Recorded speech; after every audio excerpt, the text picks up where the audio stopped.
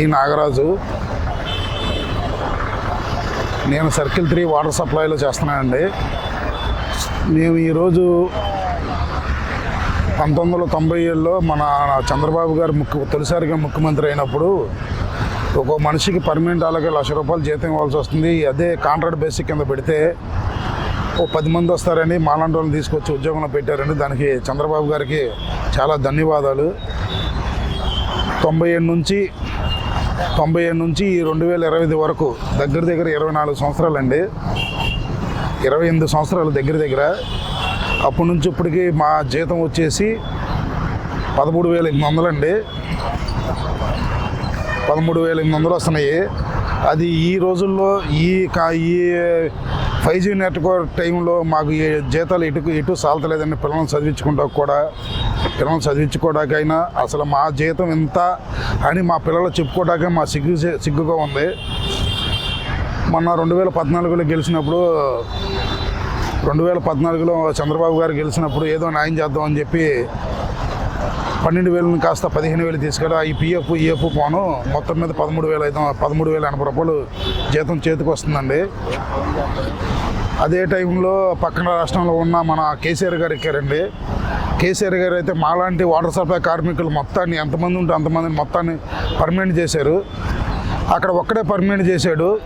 ఇక్కడ ముగ్గురు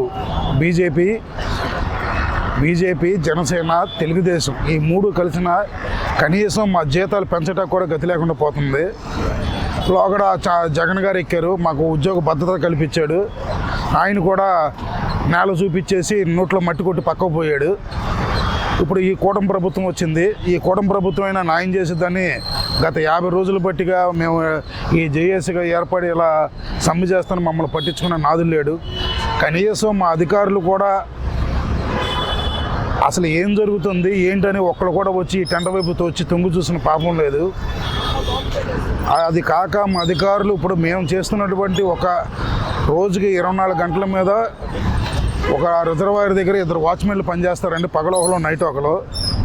ఇప్పుడు అధికారులు పెట్టుకున్నటువంటి వాళ్ళేమో రోజుకు 3 షిఫ్ట్లు, 8 గంటల డ్యూటీ, 8 గంటల డ్యూటీ. వాళ్ళ పగలకేమో 800, పగలేమో ₹1,000, నైట్ ఒకటికేమో 1,200.